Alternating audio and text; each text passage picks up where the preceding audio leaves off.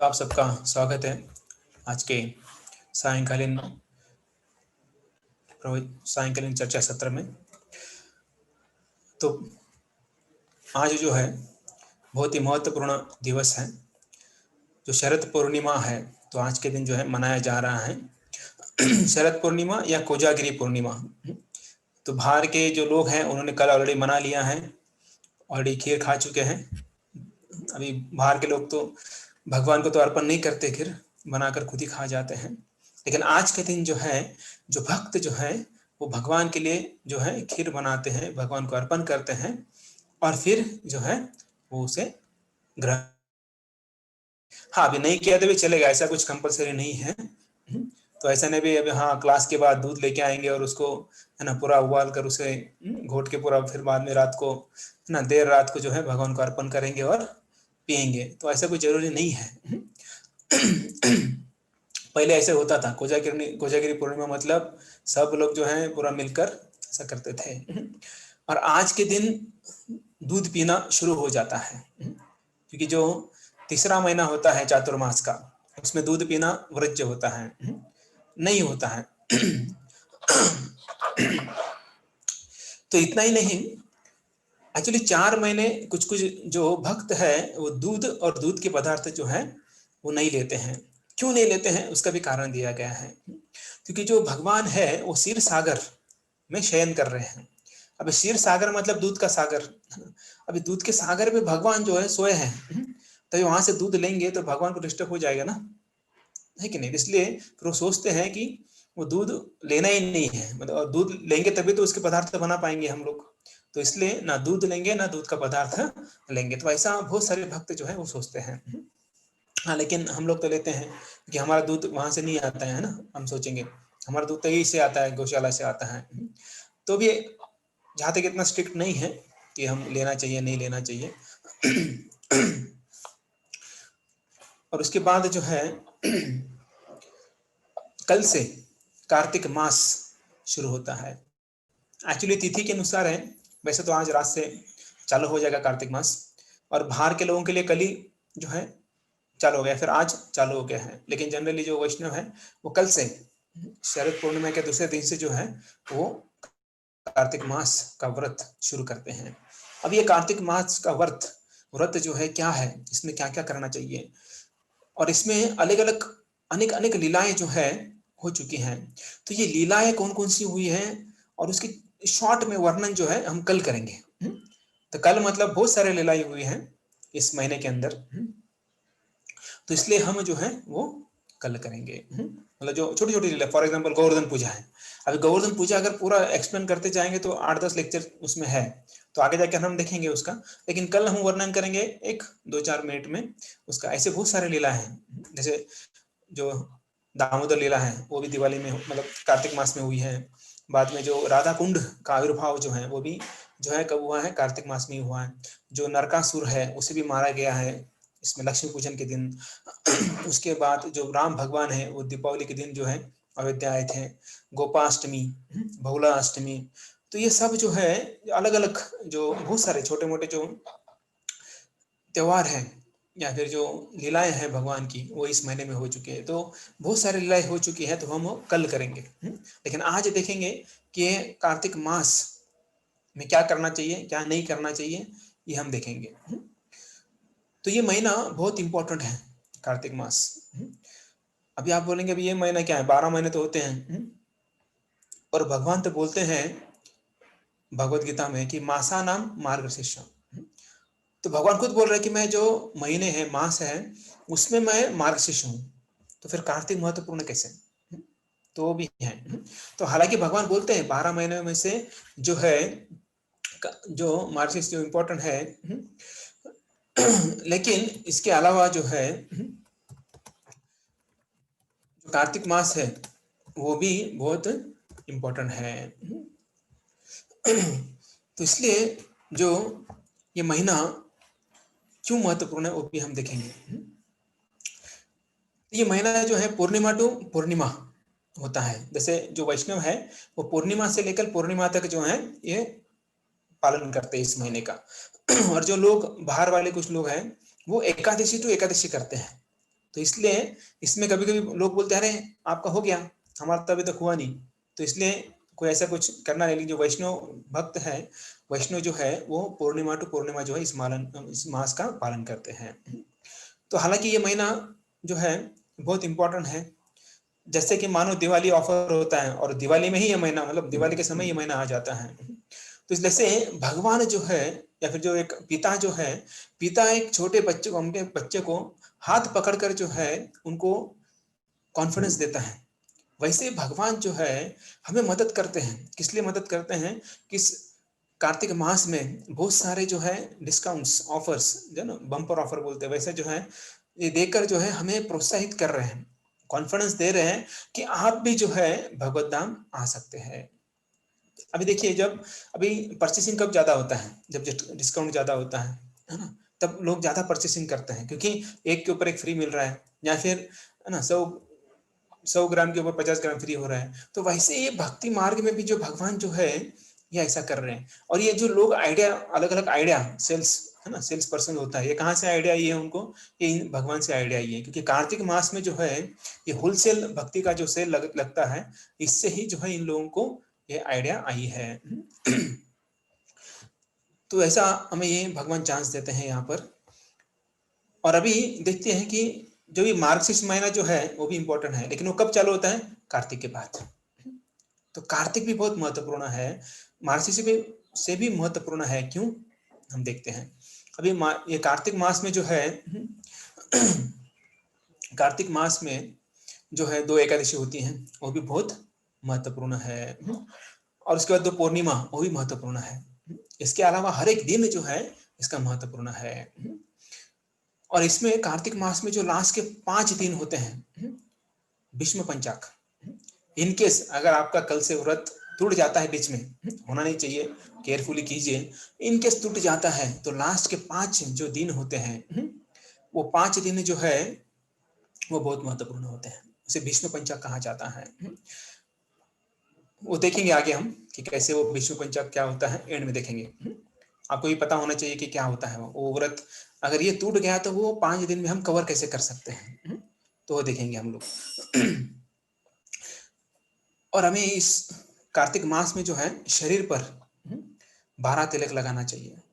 जो हमारा सदाचार जो है हमने लिया था लॉकडाउन के पहले, तो उसमें सब चीज़ें दी गई हैं कि वो 12 तिलक कौन-कौन से हैं। तो हमें डेली नहाने के बाद जो है उसके ऊपर, जो शरीर के ऊपर हमें क्या लगाना चाहिए? तिलक लगाना चाहिए। और तिलक जो है सबसे लास्ट वाला तिलक कौन सा होता है? ओम दामोदराय नमः। जैसे होता है पहले ओम केशवाय नमः, ओम नारायणाय नमः, ओम माधवाय नमः, ओम गोविंदाय नमः, ओम विष्णुवे नमः, ओम मधुसूदनाय नमः, ओम त्रिविक्रमाय नमः, ओम वामनाय नमः, ओम श्रीधराय नमः, ओम ऋषिकेशाय नमः, ओम पद्मनाभाय नमः, और अंत में ओम दामोदराय नमः। अब ऐसा क्यों? क्योंकि अगर मार्गशीर्ष महीने से अगर स्टार्ट करेंगे हम, तो लास्ट वाला जो मंथ है वो कौन सा आएगा? दामोदराय नमः, दामोदर मास। तो इसलिए ये दामोदर जो है वो सबसे लास्ट आता है। और दूसरा अगर हम देखेंगे यहाँ पर, तो ये दामोदर मास जो है वो किसको प्रिय है? वो राधा रानी को बहुत प्रिय है। अब ये दामोदर पास्ट हमने ऑलरेडी देखा है कि जो दामोदर क्यों बोला गया है उन्हें, उसके 2 वर्णन आता है ऐसा। एक जो है यशोदा मैया जो है कृष्ण को बांधती है, दाम, उदर, उदर को रस्सी से बांधती है। और वैसे एक बार जो है राधा रानी जो है वो भी कृष्ण को जो है, कृष्ण के जो उदर है उसे बांधती हैं। इसलिए 2 बार इनका नाम जो है दामोदर गिर गया। एक बार राधा रानी बांधती है, एक बार यशोदा मैया बांधती है। अब ये कार्तिक, अब ये दामोदर मास भी बोला जाता है, कार्तिक मास भी बोला जाता है, तो 2-2 नाम कैसे हैं? अब ये कार्तिक नाम जो है वो कैसे आया? जो राधा महिमा कटाक्ष जो है, इसके अंदर जो ऐसा वर्णन आता है कि जो राधा रानी है इनका एक नाम कार्तिका या कीर्तिका, जो कीर्तिदा है उनकी बेटी कीर्तिका, या फिर कार्तिका एक नाम भी है। जैसे विष्णु सहस्त्र नाम होता है, जैसे विष्णु के अलग अलग 1000 नाम होते हैं, वैसे राधा रानी के भी अलग अलग नाम है। जैसे करुणामयी, है ना, तो ऐसे अलग अलग नाम जो है, या वृषभानु नंदिनी, है ना, या फिर कीर्तिदा सुंदरी, तो वैसे एक नाम उनका कार्तिका है। तो इसलिए, और ये कार्तिका मतलब कीर्तिदा की पुत्री और वृषभानु जो उनके पिता है। तो ये राधा रानी जो है ये बहुत प्रिय है किसको? कृष्ण को। और ये महीना जो है वो भी जो है कृष्ण को प्रिय है और राधा रानी को प्रिय है। इसलिए राधा रानी का नाम जो है वो कार्तिका या फिर कार्तिक यहाँ पर रखा जाता है। और ये कृष्ण को प्रिय है इसलिए दामोदर। तो इसलिए राधा दामोदर कि यहाँ पर वर्षिप होती है, पूजा होती है राधा दामोदर की, जो दोनों को प्रिय है, राधा रानी को भी प्रिय है और दामोदर को भी प्रिय है। इसलिए जो है राधा दामोदर की यहाँ पर सेवा वर्षिप होती है। हरि भक्ति विलास में सनातन गोस्वामी बोलते हैं कि ये राधा दामोदर को प्रणाम करके ये स्तुति शुरू करते हैं। कौन सी हम देखते हैं ना, अभी कल से जो गाया जाएगा दामोदर अष्टकम, तो ये जो है यह डेली जो है सुबह शाम गाया जाता है। और हमें क्या करना चाहिए? इन दोनों को, राधा और दामोदर, इनको हमें क्या करना चाहिए? इनको प्रणाम करना चाहिए। प्रणाम करके जो है, क्योंकि अधिष्ठाता देवता जो है इस महीने के वो कौन है? वो राधा दामोदर है। तो इनको प्रणाम करके हमें जो है क्या करना चाहिए? व्रत शुरू करना चाहिए। और इनको जो है उनका गुणगान करना चाहिए, इन दोनों को भी, इन दोनों का गुणगान करना चाहिए, क्योंकि ये महीने में जो है वो अधिष्ठाती देवता है। तो इसलिए हमें इन दोनों का क्या करना चाहिए? गुणगान करना चाहिए। और अभी ये पद्म पुराण और स्कंद पुराण में इसके बारे में वर्णन आता है। तो कार्तिक महात्म्य जो है पद्म पुराण और स्कंद पुराण में आता है। तो इसमें ऐसा कहा जाता है कि न कार्तिक समो मास, न कृते न समम युगम, न वेद समस्त शास्त्रम, न तीर्थया गंगया समम। कार्तिक प्रभोर मास, वैष्णव आनंदी सदा। कार्तिकम सकलम वस्तु, भक्त्या सेवत वैष्णव। पितृन उद्धरेत सर्वान, नरकान स्थान महामुने। तो ऐसा जो है इसका वर्णन आता है। एक्चुअली बहुत लंबा है लेकिन हम इतना ही लेंगे, क्योंकि इसमें बहुत सारे हैं कि जो कार्तिक मास का महिमा है। न कार्तिक समो मास, तो इसका मतलब क्या है? कार्तिक मास के समान ऐसा कोई मास नहीं है। ये महीना बहुत ही महत्वपूर्ण है और इसके जैसा महीना कोई नहीं है। न कृते न समम युगम, इसका मतलब क्या है कि जो सत्य युग है, सत्य युग जो युगों में श्रेष्ठ है, सत्य युग, तो वैसे सभी महीनों में श्रेष्ठ है कार्तिक मास। न वेद समस्त शास्त्र, जो समस्त शास्त्र है तो उसमें जो वेद का सारांश है श्रीमद् भागवतम, तो वो जो है बहुत ही, या फिर जो वेद है समस्त शास्त्रों में वेद जो है वो श्रेष्ठ है। न तीर्थया गंगया समम, जो तीर्थ स्थान है उनमें गंगा के समान कोई नहीं है, मतलब गंगा श्रेष्ठ है। कार्तिक प्रभुर मास, वैष्णव आनंदी सदा। तो इस मास में, जो कार्तिक मास में जो है सभी वैष्णव सदा आनंदित रहते हैं। मतलब क्या है? जब कार्तिक मास आता है दुखी नहीं होते, और ये अभी कार्तिक मास आ गया, अभी व्रत करना पड़ेगा, ये छोड़ना पड़ेगा, वो छोड़ना पड़ेगा। नहीं, वैष्णव को आनंद आता है, बहुत आनंद आता है। देखो सर्वसाधारण व्यक्ति भी वो, उनको पता नहीं होता है कि कार्तिक है, लेकिन फिर भी वो आनंदित रहता है। क्यों? क्योंकि दिवाली होता है ना, दिवाली होता है, दिवाली के लिए वो आनंदित होता है। उसको पता नहीं कि कार्तिक है, लेकिन फिर भी उसको उसका लाभ मिलेगा। वो आनंदित होकर कुछ तो अच्छा कार्य करेगा। दिवाली के समय बुरा कार्य तो कोई करता नहीं है ना, अच्छा ही कार्य करता है। लोगों को बुलाते हैं, खिलाते हैं, उनमें से कोई वैष्णव है तो और अच्छा, ठीक है। वो अज्ञात सुकृति जो है उसे मिल जाती है। कार्तिक सकलम वस्तु, मतलब कार्तिक में जो है क्या करना चाहिए? वैष्णव को बुलाकर या लोगों को बुलाकर जो है, स्पेशली ब्राह्मण और वैष्णव, उनको वस्तुएं भेंट देनी होती है। भक्त्या सेवत वैष्णव, मतलब वैष्णव की सेवा करनी चाहिए इस महीने में। जैसे अधिक मास में हमने देखा था, तो वैसे कार्तिक मास में भी जो है हमें भक्तों की सेवा करनी चाहिए, उन्हें कुछ भेंट वस्तु जो है अर्पण करना चाहिए। जैसे एक श्लोक भी आता है, देवों में जो अच्युत है श्रेष्ठ है, नदियों में गंगा श्रेष्ठ है, वैष्णव में कौन श्रेष्ठ है? वैष्णव नाम यथा शंभु, तो शिव जी श्रेष्ठ है। और महीनों में कार्तिक मास श्रेष्ठ है, और पुराणों में श्रीमद् भागवत पुराण जो है वो श्रेष्ठ है। तो ये सब जो हमें पता होना चाहिए कहाँ कौन श्रेष्ठ है। अभी ये पद्म सनातन गोस्वामी जो है पद्म पुराण में बताते, पद्म पुराण में एक स्टोरी आती है, उसके बारे में जो है बताते हैं। अभी सत्यभामा, सत्यभामा का हिस्ट्री क्या है। अभी बहुत लोगों को पता नहीं होगा। तो ये सत्यभामा जो है कौन है, ये कृष्ण की पट्टरानी है। जो कृष्ण है, भगवान कृष्ण जो द्वारका में जो रानियां थी, उनमें से जो है एक महत्वपूर्ण मुख्य रानी जो है सत्यभामा थी। तो एक बार कृष्ण और सत्यभामा जो है पति पत्नी जो है वो बात कर रहे थे, एकांत में बैठे थे। अभी एकांत में बैठे तो थोड़ा है ना पर्सनल या एकदम निजी है ना सीक्रेट बातें चलती हैं। तो सत्यभामा जो है वो पूछने लगी कृष्ण को, जिज्ञासा करने लगी कि ये भगवान, ये कृष्ण, मैं आपकी, अभी नाम नहीं लेते थे, ये भगवान मैं आपकी इतने प्रियतम कैसे हुई। अभी कोई पत्नी पति को पूछती है कि आप बताइए ना, मैं आपको इतना प्रिय क्यों लगती है। तो पति बताएगा ना, बताना ही चाहिए, नहीं बताएगा तो फिर आपको पता है क्या होता है। तो बताना ही चाहिए। तो सत्यभामा जो है यहाँ पर पूछ रही है, ये भगवान मैं आपको इतनी प्रिय कैसे, मैं आपकी प्रियतमा कैसी हूँ। तो कृष्ण बोलने लगते हैं, कृष्ण बोलते हैं कि सत्यभामा पिछले जन्म में तुम माया नगरी, मायापुरी या फिर हरिद्वार, अभी हमें पता है मायापुर, लेकिन मायापुरी या माया नगरी हमें पता नहीं है। तो हालांकि मुंबई को माया नगरी बोला जाता है, लेकिन यहाँ पर माया नगरी जो है या मायापुरी जो है उसको वो जो है हरिद्वार है। और हरिद्वार में जो है गंगा किनारे वहां पर एक देव शर्मा नाम के ब्राह्मण थे। और इस देव शर्मा ब्राह्मण जो है उनका गुरुकुल था, और उन जो है वो बच्चों को पढ़ाते थे। और उस देव शर्मा शर्मा जो है उनकी पुत्री, उनकी कन्या जो है उसका नाम था गुणवती। ये गुणवती जो है वो उनकी पुत्री थी। अब ये गुणवती जो है बड़ी हो गई।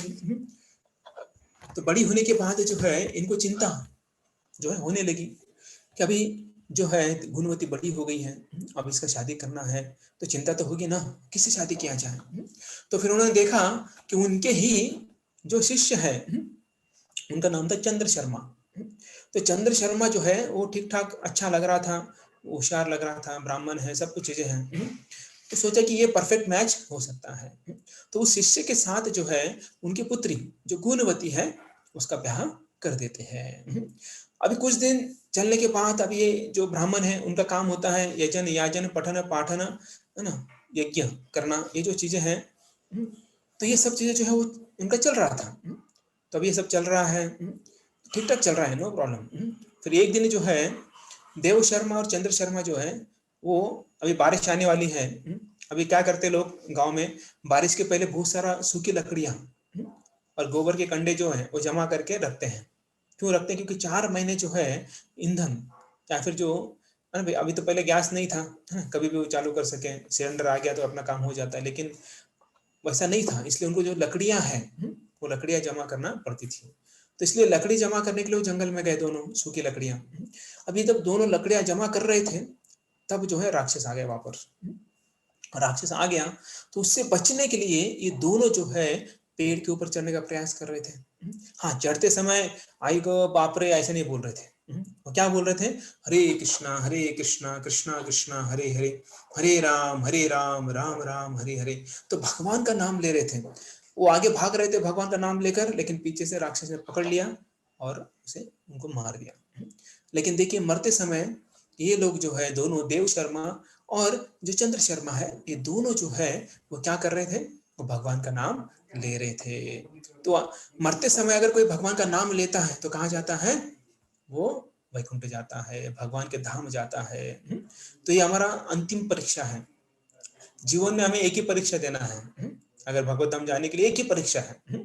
वो कौन सी है, मृत्यु के समय जो है हमें क्या करना है, हम क्या ध्यान करते हैं, क्या बोलते हैं, वो बहुत इंपॉर्टेंट है। देखिए अभी बहुत लोगों का एग्जाम हुआ है ना, एग्जाम का पीरियड था अभी। तो एग्जाम के पीरियड में जब लिखते हैं तब पता चलता है कि क्या लिखा है। अगर उसने कुछ पढ़ाई नहीं किया है तो क्या कुछ लिख नहीं पाएगा। वैसे जीवन में क्या पढ़ाई करना है कि भगवान को हम अपने चेतना में कैसे लेते हैं, उनको कैसे हमें ध्यान करते हैं, ये कब पता चलता है, मृत्यु के समय।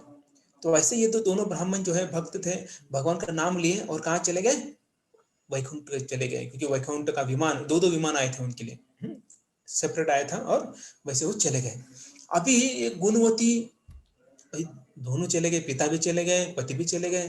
तो बहुत दुखी हो गई, अभी कौन संभालेगा। तो बाकी जो ऋषि मुनि वहां पर आ गए, उनको सलाह दिया, ठीक है अभी तो आप विधवा हो गई हो, तो अभी क्या करो, अभी तुम जो है जो कार्तिक व्रत जो आता है उसे करो। हर साल आता है कार्तिक व्रत, जो उसको जो है जो गुणवती है, गुणवती को बोला गया है कि तुम कार्तिक व्रत करो। गंगा में स्नान करो। व्रत कैसे होता है अभी देखेंगे हम। गंगा में स्नान करना है और 5 नियम पालन करना है। तो देखिए कार्तिक मास में 5 नियम कम से कम करना है। पहला नियम है प्रातः स्नान। प्रातः स्नानम मतलब सुबह उठकर स्नान करना है। हाँ, अभी मैं ऐसे नहीं बोल रहा आप सुबह उठते नहीं हैं, लेकिन उठने के बाद जो है स्नान करना है। और दूसरा है हरि जागरण। हरि जागरण मतलब हम उठने के बाद भगवान को भी उठाना है। बोले भगवान मैं उठ गया, अभी आप क्यों सो रहे हो, आप भी उठो। तो उनको भी उठाना है। तीसरा है तुलसी सेवनम, मतलब तुलसी की पूजा करनी है। चौथा है दीप दान, दीप का दान करना है। पांचवा है उज्जापन। उज्जापन मतलब ये जो ऊर्जा व्रत है, इसको ऊर्जा भी बोलते हैं इस महीने को, कार्तिक मास को। तो ये व्रत करना है, तभी हम आगे जाके चर्चा करेंगे। और इस्कॉन में रहने के बाद ये पांचों चीजें हो जाती हैं, कुछ ज्यादा करने की जरूरत नहीं है। तो आगे जाके हम उसके बारे में चर्चा करेंगे। गुणवती जो है ठीक से पालन किया, बहुत साल तक पालन किए, और बूढ़ी हो गई, कुछ कर नहीं पा रही थी। अभी तो सोचिए हरिद्वार में, अभी हम आपको लेके जाएंगे हरिद्वार, ऋषिकेश हरिद्वार लेके जाएंगे, तो वहां पर इतना ठंड होता है। और कार्तिक मास जो है ठंड में आता है, विंटर सीजन में आता है, ठंड के मौसम में। और गंगा में स्नान करना है। गंगा में स्नान करना है, ऐसा नहीं कि गंगा से पानी ले लिया, बाहर गर्म किया और नहा लिया। ऐसा नहीं है। गंगा के अंदर डुबकी मारना है, और इतने ठंडे पानी में। ये तो बोलेंगे यार प्रभु जी हम गंगा का पानी लेके आए, अभी गर्म करते हैं और नहाते हैं, तो गंगा का पानी है ना, है कि नहीं। तो ऐसा नहीं, तो गंगा के अंदर डुबकी मारना है। नदी में स्नान करना है मतलब ऐसा है क्या कि वो नदी के पास गए किनारे पे, अपना गर्म पानी लेकर सर पर डाल दिया, हो गया हमारा नहाना, तो नहीं।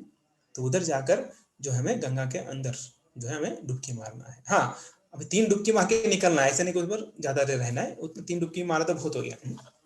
तो ऐसा जो है गुणवती जो है तपस्या करने लगी, और ऐसे ऐसे वृद्धावस्था में हो गई। और एक दिन ऐसा आया कि वो बीमार हो गई थी, बीमार हो गई। और अभी चाहकर ठंडे पानी से नहाना मतलब बहुत डिफिकल्ट था, फिर भी हो गई, नहाई। नहाने के बाद पूरा शरीर में कंपन आने लगा, और ये कंपन के कारण जो है वो वहां पर मूर्छित हो गई, और वहीं पर जो है वो देह त्याग दिया। देह त्यागने के बाद तुरंत वहां पर गोलोक से विमान आ गया, और वो भगवान के पास चली गई। जैसे 5 प्रकार की मुक्ति होती है ना, सारूप्य, सार्लोक्य, सामीप्य, साष्टी और सायुज्य। तो वैसे इसमें जो है वो सामीप्य, सामीप्य मतलब भगवान के पास जो है वो गुणवती चली गई। तो कृष्ण बहुत प्रसन्न हो गए। तो ये भगवान बोले कि जब मैं धरा पर, कृष्ण बोले जब मैं धरा पर कुछ अभी लीला करने जाऊंगा तो तुम्हें साथ में लेके जाऊंगा। तो ये महिमा जो है, ये व्रत जो है, ये पत्नी की थी।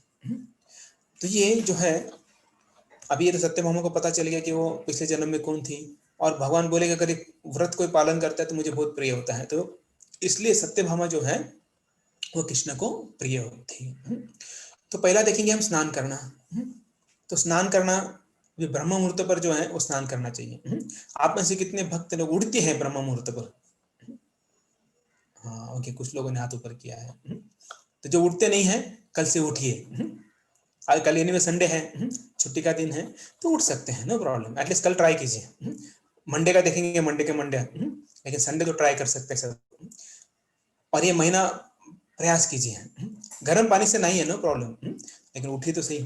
उठने के बाद तुरंत नहा लीजिए ब्रह्म मुहूर्त पर। ब्रह्म मुहूर्त मतलब क्या है कि सूर्योदय के पहले 1.5 घंटा। अगर 6:30 बजे अगर सूर्योदय हो रहा है तो 5 बजे उठ जाना है। हाँ, अगर 6 बजे अगर सूर्योदय हो रहा है तो 4:30 बजे उठना है। अभी मायापुर में जाएंगे ना, सूर्योदय जल्दी होता है। हम देखे जब मायापुर गए थे तो 4:30 बजे ही जो है ना क्या दिखता है, उजाला उजाला दिखता है। मतलब 3 बजे ही जो है क्या हो जाता है, सूर्योदय हो जाता है। तो मतलब हमें उस समय उठकर क्या करना है, नहा लेना चाहिए। तो वैसे हम गर्म पानी से भी नहा सकते हैं शुरुआत में, नो प्रॉब्लम, है ना। उसके बाद जो है क्या करना चाहिए, शरीर पर तिलक लगाना चाहिए और उसके बाद जो है, क्यों तिलक क्यों लगाना चाहिए कि शरीर भी एक मंदिर है। मंदिर क्यों है? क्योंकि शरीर के अंदर जो है परमात्मा है। जैसे हम भगवान को नहलाते नहलाते उनका श्रृंगार करते हैं ना, तो ये शरीर का श्रृंगार करना है ना, लेकिन तिलक लगाकर, बाकी चीजें नहीं। बाकी चीजें हम बोलेंगे चलो मेकअप करते ये करते, तो वो नहीं करना है। सिंपल अपना तिलक लगाकर जो है शरीर का क्या करना है, श्रृंगार करना है। और उसके बाद क्या करना है, ठीक है, अभी कपड़े पहन लिया, है ना, तिलक हो गया, तो उसके बाद मंगल आरती करना है ना। उसके बाद क्या करेंगे, मंगल आरती करना है। तो मंगल आरती मतलब हरि जागरण, भगवान को उठाकर, भगवान को उठाए मतलब उनकी आरती तो करना है, भोग लगाना है, उनकी आरती करना है। तो ये करना है, उसके बाद उनकी सेवा करना है।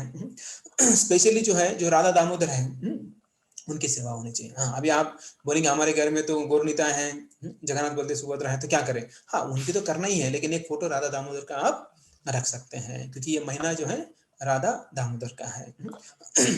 देखिए, अगर मंगल आरती करेंगे तो पूरा दिन मंगलमय होगा, पूरा दिन जो है मंगलमय जाएगा। अगर मंगल आरती नहीं करेंगे तभी आपको पता है कैसे वो दिन जाता है, क्योंकि मंगल आरती करने से सब हमारे अमंगल दूर हो जाते हैं। अभी एक ये कहानी आती है, जो मंगल आरती करने का लाभ क्या होता है, देखिए। ये भी पद्म पुराण में ये कहानी आती है। एक ब्राह्मण था, उसका नाम था ब्रह्मदत्त। तो ये ब्रह्मदत्त ब्राह्मण जो है सिंहाचल पर्वत के पास पूर्ववीर नामक एक गांव में रहता था, और ये कार्तिक में स्नान करता था, सुबह उठकर स्नान करता था, भगवान की अर्चना करता था, और ऐसा जो ये सब कार्य चलता था। और लास्ट दिन में, आखिरी दिन था, इस कार्तिक व्रत का आखिरी दिन था, वो दिन जो है वो गया गंगा किनारे, वो गंगा की पूजा करने गया। तो पूजा करने गया तो वहां पर जाने के बाद जो है वो सब पानी गिनी लिया था, थाली थी, पानी था, पुष्प थे, सब कुछ थे, अभी गंगा के पानी था। और जैसे वो गंगा की तरफ जा रहा था, एक पिशाच आ गया वहां पर, कलाल नाम का पिशाच आ गया, और बहुत बड़ा भयंकर था। सोचिए, अगर हम जा रहे कुछ कार्य के लिए और सामने राक्षस आ गया, तो हम क्या करेंगे? थाली तो गिर जाएगी। कोई बोलेगा रुको हम बात करते पहले, उसके बाद फिर देखते हैं? बिल्कुल नहीं। पिशाच, राक्षस कर आ गया, भूत आ गया, तो हम क्या करेंगे? कुछ नहीं कर पाएंगे, थाली फेंक के हम ही भाग जाएंगे। तो ये जो है, ये ब्रह्मदत्त ब्राह्मण जो है, वो थाली जो है, थाली हाथ से छूट गया, और थाली के अंदर जो पानी था वो पानी उस पिशाचे के ऊपर गिर गया। जैसे ही वो पानी जो है, गंगा का पानी उस पिशाचे के ऊपर गिर गया, तो उसकी चेतना जो है वो शुद्ध हो गई, पूरी शुद्ध हो गई, और वो शांत होकर खड़ा रह गया, खड़ा हो गया शांत होकर। तो ऐसा जो है, ये ब्राह्मण फिर पूछने लगा, अरे भाई ये कैसे हो गया, तुम तो पिशाच थे और ये क्या हो गया? तो पिशाच जो है वो पूर्व जन्म की कहानी बताने लगा। बोले, ब्राह्मण देवता, मैं जो पिशाच क्यों बना हूँ उसके पीछे भी कारण है। अब यहाँ बोले पिशाच को कैसे पिछले जन्म को याद आया? तो एक्चुअली कृपा होना चाहिए, कृपा होने के बाद जो है ऐसा होता है। जैसे नलकुबेर मणिग्रीव का हमने देखा है कि नहीं, तो वैसी कृपा अगर हुई तो हम हो सकते, पता चल सकता कि हमारे पिछले जन्म में हम क्या कौन थे। तो पिशाच बोलने लगा, पिछले जन्म में मैं ब्राह्मण की पत्नी थी, जो सौराष्ट्र नामक जगह थी, उस वहां पर जो भिक्षु नामक ब्राह्मण थे उनकी पत्नी थी मैं। मतलब पिशाच जो है कौन थी? स्त्री थी। अभी पिशाच क्यों बनी? अभी आपको उत्कंठा हो गई रहेगी, ये पिशाच कैसे बनी, पिशाच कैसे बनते हैं? मतलब अगर किसी को बनना है अगले जन्म में तो सुन लीजिए क्या करना होता है। तो ये कलहा बोली, मेरा नाम कलहा था। कला नहीं, कला आजकल कला नाम होता है, लेकिन उसका नाम कलहा। कलहा मतलब हमेशा झगड़ा करने वाली, है ना, होता है ना, कलाबाई वगैरह नाम ऐसा होता है, तुम्हें भी कलहा जो नाम है। और वो बोलती कि मैं पति के साथ रहती थी, और मैं खुद जो है क्या करती थी, पति जाने के बाद, पति जब काम को जाता था तो मैं अच्छा अच्छा बनाकर खाती थी, और पति आने के बाद उससे झगड़ा करती थी, और पति की सेवा नहीं करती थी ठीक से, मैं बिल्कुल सेवा नहीं करती थी, और मैं अपना खुद खाना पीना मस्त मजा करके जो है रहती थी, और पति आने के बाद नाटक करती थी, है ना। तो ऐसा जो है ये कर रही थी, और मृत्यु हो गया, और ये पति की सेवा न करने के कारण मैं पिशाच बन गई। तो देखिए, पति की सेवा करना कितना महत्वपूर्ण है। पति कैसा हो वो देखना नहीं हमें, पति है पति है। तो उनकी सेवा करना जो है एक पत्नी का कर्तव्य है, धर्म है। तो पति की सेवा करनी चाहिए। तो ये पिशाच कलह अभी क्या बोलने लगी, ये ब्राह्मण देव आप मेरा उद्धार का कुछ उपाय कीजिए। अभी उद्धार हुआ नहीं था, गंगा जल गिरा था तो उसके कारण उसका चेतना आ गई। देखिए इतना पावरफुल है गंगा पानी। जैसे हम देख रहे थे ना लास्ट टाइम कि है ना, ब्रह्मा जी बोल रहे थे कैसे भगवान विवश हैं। तो जैसे विवश है मतलब कौन सा विवशता है, वो हमेशा सुखी रहते हैं, स्माइल देते रहते हैं, कभी दुखी नहीं होते हैं। तो वैसे जो गंगा है कभी अपवित्र नहीं हो सकती। तो वैसे यहाँ पर जो गंगा का पानी गिर गया तो वो पिशाच जो उनकी चेतना शुद्ध हो गई। तो वैसे यहाँ पर ये जो है ब्राह्मण देव को बोल रही है, ब्राह्मण देव मेरा उद्धार करो। अब ये मत सोचिए मैं हम पिशाच बन जाएंगे फिर ब्राह्मण देव मिलेंगे हमारा उद्धार हो जाएगा, ऐसा सोचना नहीं है। पहले अच्छी तरह से सेवा करनी है, पति की सेवा करनी है। ऐसा नहीं कि अरे माझा नशेबाला कोण बांधला, ऐसा सोचना नहीं चाहिए। क्योंकि आजकल तो वैसा होता नहीं है, पहले हो जाता था। पहला कैसे होता था, वो बिना देखे शादी करा देते थे, लेकिन आजकल होता नहीं है। बार बार देखते हैं, बार बार मिलते हैं, बार बार बात करते हैं, उसके बाद तय होता है। तो इसलिए अच्छी तरह से उनकी सेवा करना चाहिए। नव्याचे 9 दिवस ऐसा नहीं करना चाहिए। वो लेकिन क्या बोलते फेरे लेते हैं ना, 7 फेरे, तो 7 जन्म तक नहीं करना है, एक ही जन्म अच्छी सेवा करो। 7 जन्म जाने की जरूरत नहीं है हमें, क्योंकि वापस आना नहीं है। क्योंकि इसी जन्म में सेवा कर कर भगवत धाम जाना है। तो इसलिए अगर कोई बोलता है 7 फेरे लेंगे 7 जन्म आएंगे, उनको बोलना हरे कृष्णा माफ कीजिए, एक ही जन्म बहुत हो गया है। इसी जन्म में अगर हम अच्छी भक्ति करेंगे तो भगवान की सेवा करेंगे, दोनों मिलना है। ये मिले ये लास्ट, ये लास्ट, इसके आगे नहीं मिलना है हमें। तो फिर ये जो ब्राह्मण है, ब्राह्मण दयालु होते हैं। तो ब्राह्मण ने क्या किया कि ठीक है, मैं आपका उद्धार करता हूँ। तो उन्होंने गंगा जल लिया हाथ में और वो बोलने लगे कि कार्तिक व्रत में जो भी मैंने कुछ अच्छा किया है तो वो सब का फल जो है वो दे दीजिए इसको। तो फिर गंगा जल छोड़ देते हैं, तुरंत वहां पर वैकुंठ से विमान आ जाता है, वहां को जो है वो लेके जाते हैं। सोचिए क्या किया था ब्राह्मण ने, डेली सुबह उठकर स्नान करते थे और मंगल आरती करते थे। उसका फल जो है क्या मिला, एक पिशाच का उद्धार कर दिया। मे भी आप या कल व्रत चालू करेंगे और कार्तिक के एंड में आपको कोई पिशाच मिल जाए तो आप क्या करें, पानी लो और बोला भगवान जो भी मैंने कार्तिक व्रत किया है उसका फल जो है इसको दीजिए, तो उसका उद्धार हो जाएगा। आप भागिए मत, नहीं तो बोलेंगे अरे आप बोला पिशाच आ गया और अभी भाग भाग रहे। भागने की जरूरत नहीं, क्योंकि हमारे गले में कंठी माला है तो हमें यमराज भी जो है हाथ नहीं लगा सकते। तो इसलिए हमें आप विश्वास विश्वास होना चाहिए, विश्वास होना चाहिए। देखिए भूत भाग जाते हैं, कब भाग जाते हैं, जब बोलते हैं राम राम राम राम राम राम राम राम बोलते हैं। तो देखिए डराने के बाद लोग ना बहुत अच्छा नाम लेते हैं, लेकिन भगवान बोलते हैं अरे क्यों डर रहे हो, बिना डरे नाम लो ना, ना उससे भी अच्छा होता है। ऐसा नहीं कि डराने के बाद ही हम है ना हमारा अच्छा होगा, ऐसा नहीं है। हम हमेशा जो है भगवान का नाम हमें लेना चाहिए। तीसरा, तीसरा जो है तुलसी सेवन। तो तुलसी सेवन जो है बहुत महत्वपूर्ण है जीवन में। इसलिए हम देखते गांव में हर एक के घर में तुलसी है ना, तुलसी वृंदावन होता है ऐसा बोलते हैं। तो देखिए अभी पहले गांव गांव होते थे, आंगन होता था, आंगन में तुलसी कंपलसरी होता था। अभी फ्लैट में भी रख सकते हैं, नो प्रॉब्लम, गैलरी में रख सकते हैं आप लोग तुलसी को। तो तुलसी कृष्ण प्रेयसी नमो नमः। तो ये राधा कृष्ण सेवा पावो यही अभिलाष। तो ये तुलसी जो है वो हमें क्या दे सकती है, वो ही देती है राधा कृष्ण सेवा। जो राधा कृष्ण की सेवा है तुलसी महारानी देती है। अगर वृंदावन में जाएंगे तो वृंदावन में, अभी वृंदावन जो है वो राधा वन या कृष्ण वन है क्या, नहीं है। क्यों नहीं है, क्योंकि वो वृंदावन है। देखो हालांकि हम देखते हैं कि वृंदावन में कौन मेन मेन व्यक्ति कौन है, राधा रानी। कृष्ण तो बाद में आते हैं। आप वृंदावन में जाओ, कोई बोलता है क्या कृष्ण कृष्ण बोलते हैं, कोई कोई नहीं बोलता है, सब राधे राधे बोलते हैं। क्यों, वो बोलते कि ये राधा रानी की जगह है, कृष्ण को तो भाड़े पे इधर रहने को जगह दिया है, नहीं तो उनका कोई ये नहीं है। क्योंकि वो जो है जो राधा वन भी नहीं बोल सकते उन्हें, लेकिन वो है वृंदावन। सोचिए कि मतलब कितना प्रिय है भगवान को वृंदा देवी। तो इसलिए हमें जो है तुलसी देवी या वृंदा देवी की जो है हमें सेवा करनी चाहिए। तो शिव और पार्वती जो है ये भी चर्चा करते हैं, ऐसा नहीं कि नहीं।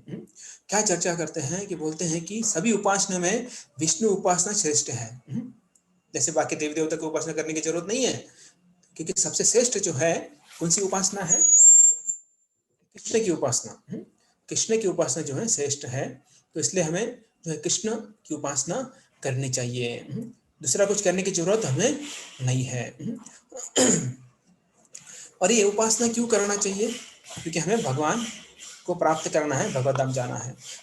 और वो शिव जो है पार्वती को बोलते हैं कि विष्णु से भी ज्यादा जो महत्वपूर्ण क्या है, विष्णु के भक्त की उपासना करना, उनकी भक्ति करना, उनको सहायता करना सेवा में। तो यहाँ पर बोला जाता है कि जो तुलसी महारानी है, इनके अलावा कौन श्रेष्ठ हो सकता है। सबसे नजदीक हमेशा कौन रहते हैं, तुलसी महारानी रहती है। कैसे? उनके चरणों पर हमेशा तुलसी महारानी होती है। हाँ, लक्ष्मी तो होती है, उनके हृदय में होती है। तो लोग लक्ष्मी की पूजा करते तो नारायण को भूल जाते हैं, लेकिन अगर तुलसी महारानी की अगर हम सेवा करते हैं, भक्ति करते हैं, तो हम भगवान को याद करेंगे। तो क्या बोलते हैं हम, कृष्ण भक्ति प्रदाय थे, है ना। हम क्या बोलते डेली, कृष्ण भक्ति प्रदाय थे, भक्ति प्रदे देवी सत्यवते नमो नमः। तो ये अभी क्या बोलते हैं, जो कृष्णदास हैं वो लिखते हैं, जे तुम्हारे शरण होए लोए तारा वांछा पूर्ण होए। जो वृंदा देवी की शरण लेता है तो उनकी सब इच्छाएं पूर्ण होती हैं। तो इसलिए अभी आप घर में हैं तो आपके सामने जो है जप करते समय वृंदा देवी को रखना चाहिए, उनके संग में जो है आप जप करना चाहिए। अभी हर एक के घर में जो है वृंदा देवी हैं, तो उनको जो है अपने पास रखिए। हम बोलते हैं ना संग नहीं मिल रहा है, तो संग आप वृंदा देवी का संग ले सकते हैं, और उनके सामने जब जप करते हैं तो आपकी इच्छाएं पूरी हो जाएगी। और क्या इच्छा पूरी होनी चाहिए, अभी दिवाली आ रही है तो अभी वो उसमें वो है ना, वो ड्रेस अच्छा मिलता है, उसमें वो ड्रेस अच्छा मिलता है, उसमें ये मिलता है। तो जब करते समय वो याद नहीं करना है। जब का समय करते समय हमें याद रखना चाहिए कि सिर्फ हम भगवान का नाम लें, और ये शरीर छोड़ने के बाद जो है वृंदा देवी को असिस्ट करें। असिस्ट करें किसमें, भगवान की सेवा में वृंदा देवी को हम असिस्ट करें। तो ऐसी भी मतलब जब करते समय ऐसे विचार नहीं आना चाहिए, सिर्फ जो है जब करना है, बस ध्यान पूर्वक जप करना है। और वृंदा देवी के संग में रहेंगे तो हमारी इच्छाएं पूरी हो जाएंगी। तो इसलिए जो है ध्यान पूर्वक जप करना है। अगर वृंदा देवी के पास अगर हम कुछ इच्छा करते हैं तो पूरी हो जाती है। तो हम तो भौतिक इच्छा ही करेंगे, है कि? तो ये भौतिक इच्छाएं जो है नहीं करना है। तो इसलिए नहीं तो बोलेंगे बाबा हम तुलसी महारानी को कोई नहीं रखते हैं, तो ना महारानी रहेगी, ना इच्छा आएगा, ना इच्छा पूरी होगी। तो ऐसा नहीं करना है। तो हमें अगर तुलसी महारानी है तो हम ध्यान पूर्वक जप करेंगे। तो इसलिए हमें हमेशा जो है उनको साथ में रखना है। कृपा करी करो तारे वृंदावनवासी। तो क्या हमें प्रार्थना करना है, वृंदा देवी आप कृपा करिए कि मैं वृंदावन में जाकर मुझे वास मिले। अब ये यहाँ पर ठीक है, टेम्परेरी ठीक है, कुछ दिन जाकर हम वास ले सकते हैं, 3 दिन 4 दिन, 3 दिन बोला है प्रभुपाद ने, 3 दिन हम जाकर रह सकते हैं। अगर परमानेंट रहना है तो हमें किधर जाना है, गोलोक जाना है। मुरई अभिलाष विलास कुंज दियो भास, नयन हेरे वो सदा युगल रूप राशि।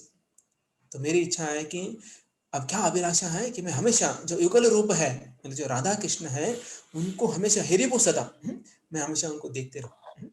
तो ये मेरी अभिलाषा है। दीन कृष्ण दासे को यही न मोर है, श्री राधा गोविंद प्रेम सदा ही न पासी। तो हमेशा मुझे जो राधा गोविंद है उनका प्रेम जो है हमेशा मुझे प्राप्त हो। तो ये तुलसी महारानी जो है, अभी सुबह उठकर क्या किया हमने, स्नान किया, भगवान को उठाया, उनकी मंगल आरती की, नरसिंह आरती की, उसके बाद क्या करना है, तुलसी आरती करना है। तुलसी आरती करना है। उसके बाद फिर उनके साथ बैठकर जप करना है, और जप के बाद जो है गुरु पूजा करना है, और हो होने के बाद क्या करना है, दामोदर अष्टक बोल के दीप दान करना है। तो उंदे देवी क्या है, अभी इतने प्रिय कैसे हो गई, वो भी पता होना चाहिए ना। हाँ, तो ये एक्चुअली अगर घर में तुलसी है या तुलसी वृंदावन है तो गंगा स्नान का फल ऐसे मिल जाता है। मतलब हमें हरिद्वार जाने की जरूरत नहीं है, अगर तुलसी महारानी है घर पे तो हमें गंगा स्नान करने का फल प्राप्त हो जाता है। और नर्मदा किनारे वास का फल भी प्राप्त हो जाता है। नर्मदा मतलब श्रीरंगम गए थे हम लोग, याद है ना, वहां पर सॉरी वहां पर कावेरी नदी। तो नर्मदा किनारे वास का भी फल प्राप्त हो जाता है। तो इसी महीने में जो है कार्तिक मास में तुलसी महारानी का आविर्भाव दिन है, और शालिग्राम का भी आविर्भाव दिन है। और जो तुलसी देवी है उनका आविर्भाव जो है द्वादशी के दिन हुआ है। तो इसलिए द्वादशी के दिन तुलसी नहीं तोड़ना चाहिए। लोग जनरली पूछते हैं एकादशी को तोड़ना चाहिए क्या? नहीं, द्वादशी को नहीं तोड़ना चाहिए, क्योंकि द्वादशी को तुलसी महारानी का आविर्भाव मतलब जन्म हुआ है, तो उस दिन जो है तुलसी नहीं तोड़ना चाहिए, नहीं तो हरि क्षमा नहीं करेंगे। जो भगवान है वो क्षमा नहीं करेंगे। और इनका जो जन्म है वो कार्तिक में ही होता है, ये भी है। तो ये बहुत लंबी कहानी है, हम छोटा करेंगे इसको।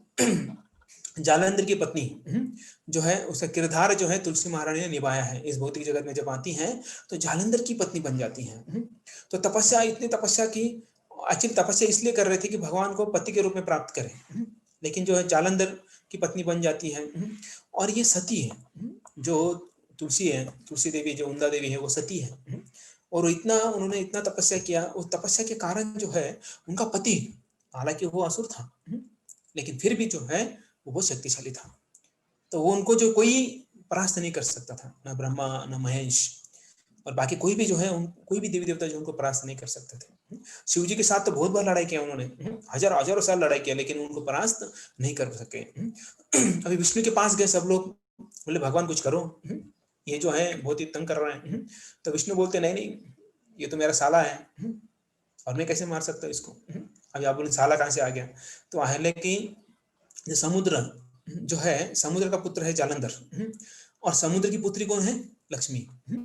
समुद्र मंथन हुआ था, समुद्र मंथन में जो है लक्ष्मी आई थी, और लक्ष्मी के पति कौन है? नारायण। तो नारायण बोलते हैं तो अगर मेरे पति का, सॉरी मेरे पत्नी का अगर ये भाई है तो मेरा कौन हो गया? साला हो गया ना। तो सालों, और ये जो जालंधर और जो तुलसी देवी है वो भगवान की पूजा अर्चा करते थे, भक्ति करते थे। एक तो भक्ति भी है, दूसरा साला भी है। सोचिए, अगर कोई है ना पति है, वो अपनी पत्नी के भाई को तकलीफ देता है तो दुख किसको होगा? पत्नी को होगा ना। पत्नी को दुख हो गया तो घर में शांति होगी क्या? नहीं होगी, है ना, घर में शांति नहीं होगी। तो इसलिए जो है भगवान बोले नहीं नहीं नहीं, मैं इसमें कुछ नहीं करने वाला हूँ। तो फिर लेकिन कुछ तो करना पड़ेगा। तो फिर जो है अब ये बहन बहनवी जो है बहनोई, तो ये होने के कारण जो है जालंधर भी बहुत ये था, क्योंकि उनको पता है कि हम तो, अरे मेरे बहन के पति हैं तो वो तो मुझे कुछ करने वाले नहीं, क्योंकि मैं उनका भक्त हूँ। अब एक बार जो है शिव जी जो है वो 1000 साल तक लड़ाई कर रहे थे, जोरदार लड़ाई हो रही थी। और तब जो है बहुत सारे देवी देवता बोले कि भगवान कुछ करो। बोला ठीक है, मैं करता हूँ। तो ये उनका ये था, जब तक सती का सतीत्व भंग नहीं होता है तब तक ये जो राक्षस है वो मरेगा नहीं। तब फिर जो है अभी भगवान सोचते हैं कि गोलोक में तो मेरी पत्नी है, तो जो है अभी क्या करता हूँ, मैं जालंधर का रूप लेके उसका संग करता हूँ। तो ये जालंधर का रूप लेके गए, तब जो है शिव जी के साथ युद्ध चल रहा था। तो शिव जी ने जो है इस जालंधर का सर काट दिया। वो सर आकर जो है यहाँ पर बोलने लगा, क्या बोलने लगा? ये वृंदा, मैं इधर हूँ। और अभी वो जो तुलसी देवी है, वृंदा देवी, वो तो एकदम कंफ्यूज हो गए, बोले मेरा पति कौन है, वो कि ये है? तो समझ गई, क्योंकि जो बोल रहा है, जो सर कटा हुआ है, वो मेरा असली पति है। और फिर यहाँ पर बोलने लगी, आप कोई भी हो, कोई भी देवी देवता हो, तो आप अपने स्वयं रूप में प्रकट हो जाओ। तब जो है विष्णु प्रकट हो गए, प्रकट हो गए। और तब वो बहुत शंख चक्र गदा पद्म के रूप में वो प्रकट हो गए, और वृंदा देवी जो है बहुत गुस्सा हो गई, और गुस्सा होकर जो है उन्हें श्राप दे दिया। बोले कि आप ऐसे कैसे कर सकते हैं, हम आपकी भक्ति करते थे, और आपने ऐसा हमारे साथ किया। आप इतने कठोर दिल वाले कैसे हो सकते? कठोर पत्थर की तरह आपका हृदय है, इसलिए मैं श्राप देती हूँ कि आप पत्थर बन जाए। तो वृंदा देवी जो है वो भगवान को श्राप देती है कि पत्थर बन जाए। और भगवान क्या बन गए? शालिग्राम बन गए। और फिर भगवान बोले कि देखो, तुम मेरे संगिनी हो, नित्य संगिनी हो, तो तुम भी मेरे साथ रहोगी, इससे तुम गंडकी नदी बन जाओ और मैं शालिग्राम बन जाता हूँ। तो इसलिए जो है जो तुलसी देवी या वृंदा देवी जो है वो गंडकी नदी है, और शालिग्राम जो है हम देखते हैं नेपाल में जाते हैं ना, बहुत लोग शालिग्राम लेके आते हैं, तो अपने मंदिर में भी है शालिग्राम है। तो ये शालिग्राम बहुत लोगों के घर में भी होता है। तो ये शालिग्राम जो है भगवान है। और फिर भगवान बोलते हैं इतना ही नहीं, नदी नहीं, लेकिन जो लोग हैं उनके ऊपर कृपा करने के लिए जो है तुम क्या बनो? एक पौधा बनो। कौन सा पौधा? तुलसी महारानी का पौधा। तो पौधा बनने के लिए वो भी जो है तब हुआ था। हम देखते तब से ही जो है तुलसी महारानी पौधे के रूप में जो है इस भौतिक संसार में रहती है। इसलिए हमें जो है तुलसी वंदना करनी चाहिए, तुलसी की पूजा करना चाहिए। और तुलसी को दिया लगाना चाहिए, जल अर्पण करना चाहिए। क्यों? क्योंकि तुलसी महारानी जो है हमेशा भगवान के चरण में रहती हैं। तो सोचिए कि अगर भगवान के चरण पे कोई रहता है तो कितना भाग्यवान है। और उनका संग हमें मिलता है, अगर उनका आशीर्वाद हमें मिला तो हमारा भी उद्धार हो जाएगा। तो इसलिए हमेशा जो है हमें तुलसी महारानी का भी सेवा करना चाहिए। तो तुलसी महारानी की जब हम इसे करते हैं तो क्या होता है, तो ब्रह्म हत्या का पाप भी जो है नष्ट हो जाता है, मतलब नील हो जाता है। तो इसलिए सोचिए कितना पावरफुल है, तुलसी महारानी की प्रदक्षिणा करना भी जो है वो कितना पावरफुल है। तो रूप गोस्वामी जो है वो जो नेक्टर ऑफ डिवोशन भक्ति रसामृत सिंधु जो है उसमें बताते हैं कि भक्ति के 64 अंग होते हैं, और उस 64 अंग में जो है ऊर्जा व्रत वो भी एक अंग होता है। ऊर्जा व्रत मतलब जो कार्तिक मास का जो व्रत होता है वो। तो ये ऊर्जा व्रत जो है वो राधा रानी को भी बोला जाता है ऊर्जा, कि राधा रानी का ही स्वरूप है ऊर्जा। तो ये अगर व्रत करते हैं तो राधा रानी का प्रेम या राधा रानी का जो प्रेम है या कृपा है वो हमें प्राप्त होता है। और इस 64 अंग में 5 महासाधन होते हैं, 5। तो 5 बहुत महत्वपूर्ण बोला गया है। पहला है मथुरावास या धामवास, धाम का वास करना या मथुरा का वास करना, ये पहला। दूसरा है भागवत पठन, श्रीमद् भागवत का पठन। तीसरा है विग्रह सेवा, भगवान की अर्च्य विग्रह की सेवा करना। चौथा है भक्त का संग करना, और पांचवा है जप और कीर्तन करना। तो ये 5 अंग जो है बहुत महत्वपूर्ण है। अगर ये कोई करता है तो उसने जो है व्रत का पालन किया ऐसा समझा जाता है। और ऐसा कहा जाता है कि अगर कोई व्यक्ति ये कार्तिक मास जो है वृंदावन में अगर कोई करता है तो 10,000 गुना उसका लाभ प्राप्त होता है। यहाँ पर हमें 10 गुना लाभ प्राप्त होता है, और 10 × 10,000 तो लाखों गुना जो है हमें प्राप्त होता है फायदा। तो ये इसलिए हम देखते हैं कार्तिक में जो है ब्रजमंडल परिक्रमा करते लोग क्यों करते हैं, क्योंकि वृंदावन में जाकर कार्तिक व्रत का पालन करना बहुत महत्वपूर्ण होता है। इसलिए कुछ लोग जो है पूरा महीना भर छुट्टी लेते हैं, उधर जाके रहते हैं। हाँ, उधर रहते मतलब ऐसा नहीं कि चलो अभी 10 बजे उठते हैं आराम से ऐसा करते हैं, ऐसा नहीं है। सुबह उठकर प्रातःकालीन उठकर स्नान करते हैं यमुना में, उसके बाद मंगल आरती करते हैं, या फिर ये सब जो मंगल आरती, उसके बाद तुलसी पूजा, उसके बाद दामोदर अष्टकम जो सब होता है,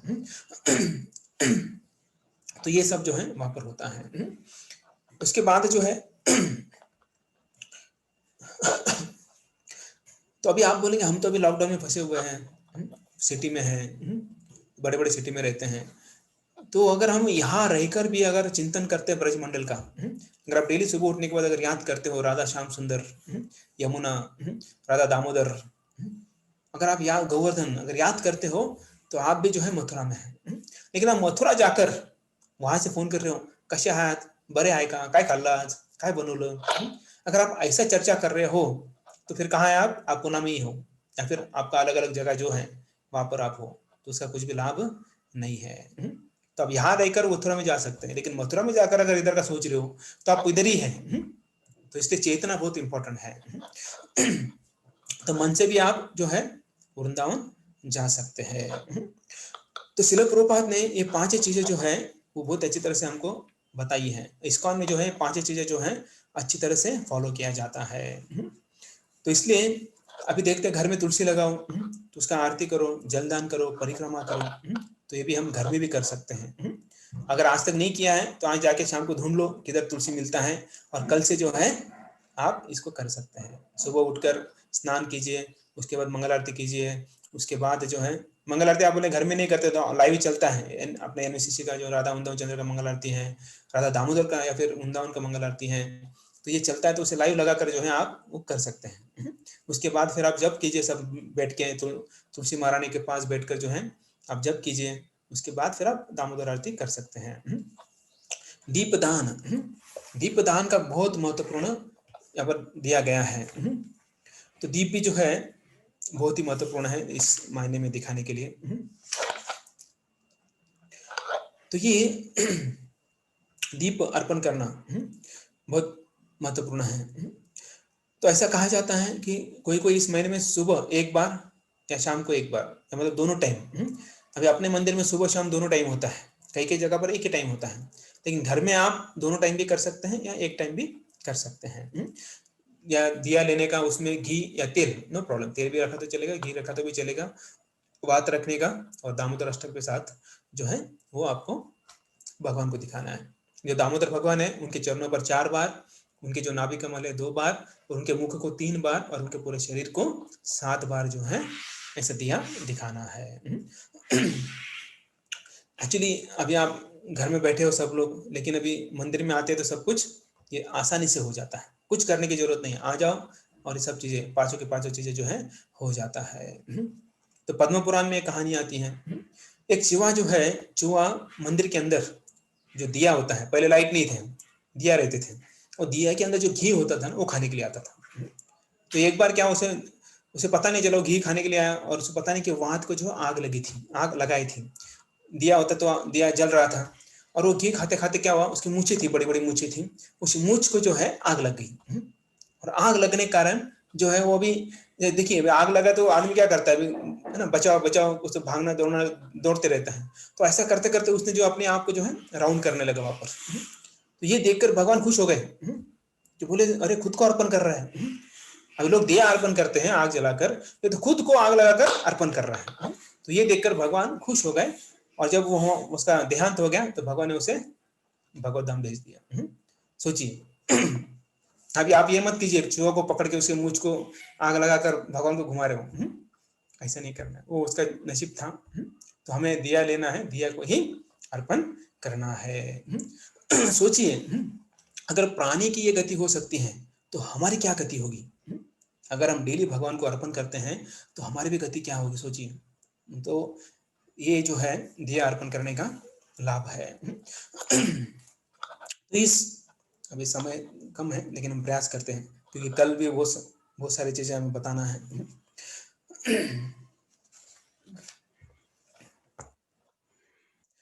तो दिया का देखेंगे आज हम, और कल जो है क्या करना है वो भी देखते हैं। कल भी एक दिन है हमारे पास। तो अगर कोई दिया जो है, दिया अगर दिखाता है तो कहाँ कहाँ दिखाना है, क्या क्या करना है वो देखते हैं हम लोग। तो जो व्यक्ति जो शिखर होता है मंदिर का, उसके ऊपर अगर कोई दिया दिखाता है, तो वो जो है पूर्व जन्म के जितने पूर्वज हैं हमारे, वो सब का उद्धार हो जाता है। अभी आकाशदीप है ना, आकाश कंदील होता है, आकाशदीप होता है, उसे अगर छोड़ते हैं तो व्यक्ति को जो है वैकुंठ प्राप्त हो जाता है। तो ये जो है दिया दिखाने का लाभ है।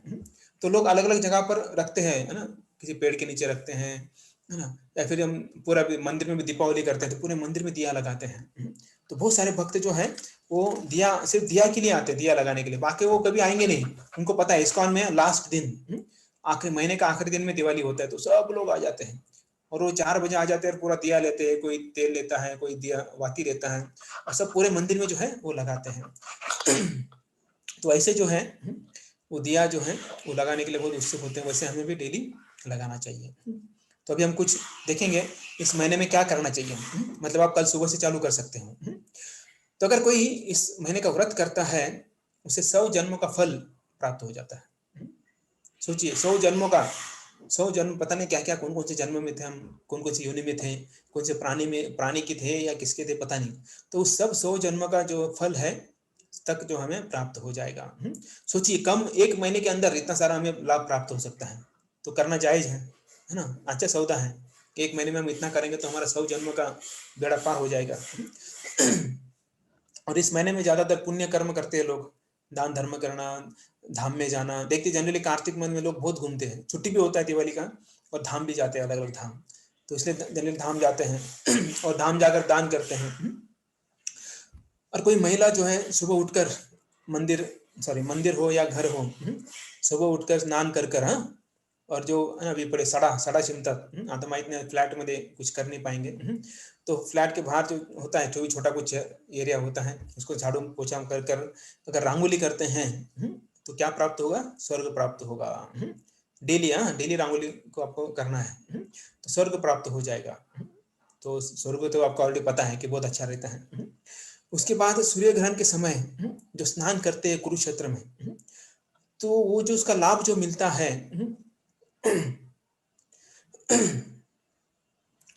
तो तो ये जो अगर कोई वहां जाकर अगर ये करता है कुरुक्षेत्र में स्नान, तो वो जो है जो उसे लाभ प्राप्त होता है वो कार्तिक में एक बार स्नान करने से उसे प्राप्त होता है। तो देखिए अभी कुरुक्षेत्र जाना है, वहां जाकर स्नान करना है सूर्य ग्रहण के समय, तो पॉसिबल है कि पहले तो ट्रेन का टिकट लेना है, उसके बाद अगर वो जाकर वहां पर हमें स्नान करना है, तो उससे अच्छा जो है कार्तिक में हम घर में भी स्नान करते हैं सुबह उठकर ब्रह्म मुहूर्त पर, तो वो लाभ हमें प्राप्त हो जाता है। तो इस महीने में जो है छोटी छोटी तपस्याएं करनी चाहिए, छोटी छोटी तपस्या, ज्यादा बड़ी तपस्या करने की जरूरत नहीं है। नहीं तो अधिक मास में कुछ भक्तों ने तपस्या की बड़ी तो बीमार गिर गए, तो ऐसा नहीं होना चाहिए। तो जो है तो ये छोटी छोटी तपस्या है। तो अभी क्या है, जमीन पे सोना, बोले तो पहले वो लास्ट टाइम भी बताया था, बोले हाँ ये अभी भी है, जमीन पे सोना है या फिर चटाई पे सोना है। इंद्रियों को वश में करना, इंद्रियों को वश में करना मतलब जो है जो हमें अच्छा लगता है खाने के लिए, किसी को पकौड़ा अच्छा लगता है, मिर्ची पकौड़ा अच्छा लगता है, किसी को है ना बैंगन अच्छा लगता है, किसी को स्वीट अच्छा लगता है, किसी को अभी हाँ दिवाली का समय है करंजी चकलियाँ लाडू बेसन के लाडू अच्छा लगता है ना, अनार से अच्छा लगता है, तो चूड़ा चूड़ा अच्छा लगता है। तो ये सब छोड़ना है, छोड़ना है मतलब एक महीने के लिए। तो मतलब जो अच्छा लगता है उसे उसको त्याग करना बोलते हैं। अगर जो अच्छा लगता ही नहीं, अभी करेला छोड़ दिया, करेला अच्छा लगता ही नहीं है, तो उसको त्याग नहीं बोलते हैं। त्याग किसको बोलते हैं, जो हमें अच्छा लगता है उसको उसको छोड़ना, उसे त्याग बोलते हैं। नहीं तो कोई बोले अच्छा है अभी त्याग करने के लिए बोला है, करेला नको भोपड़ा नको, तो ऐसा करेंगे तो उसका कुछ लाभ नहीं है। उसके बाद जब ज्यादा करना है, जब जितना हो सके उतना हमें ज्यादा करना है, क्योंकि छुट्टियां हैं घर पे रहते हैं, तो ज्यादा जब कर सकते हैं हम लोग।